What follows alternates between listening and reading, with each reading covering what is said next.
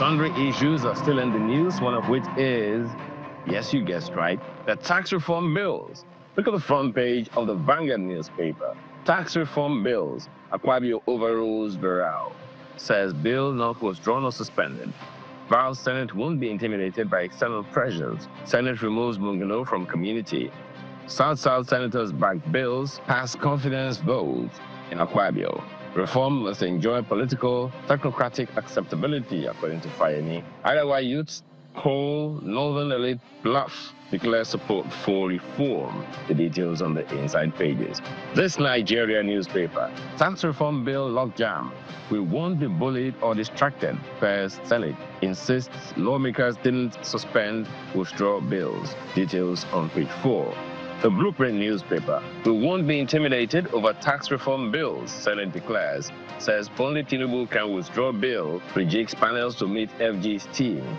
Idris to speak on tax reforms at Kaduna NIPR AGM. The details on the inside pages. The Nigerian News Direct has tax reform bills, bill not suspended, only president can withdraw it, according to the Senate. Invites governors against bill to participate in public hearing. Story on page 23 of the paper this morning. Two other stories. The Daily Times newspaper. Continuous shifting of neck meeting may spell doom for PDP, as from the BOT. And the Nigerian Tribune has an interesting one. Blackout. Gencos, TCN, Discos in trouble. Stories on page 17. As Senate threatens to reverse privatization of sector, accuses them of adding no value, laments each grid collapse cost $25 million to restart. Daily Trust, reps move to stop multiple budgets, propose deadline for presentation. The details on the inside pages of the paper this morning. The Guardian has National Health and Demography Survey, spike in teenage pregnancy stirs dire public health social concerns. It's the big story of the Guardian newspaper on pages 4 and 5 of the paper this morning. The Business Day newspaper has inflation bite. A liter of petrol equals 1975 Peugeot wagon. Interesting comparison.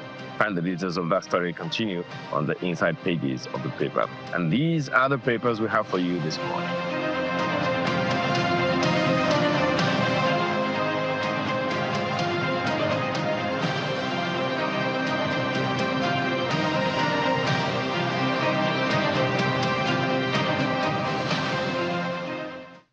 I want to take a look at the Guardian newspaper this morning because this story is pretty troubling, and it really goes to the basic education curriculum of the country. This story from the Guardian is actually the big story today, and it has to do with a spike in teenage pregnancy. And this report is actually from UNICEF. It's on pages 4 and 5 of the Guardian newspaper today. A spike in teenage pregnancy stirs dire public health and social concerns. The report is saying that 1 in 10 girls in Nigeria is projected to become a mother before the age of 18. And that figure is coming from UNICEF, and that is very worrying.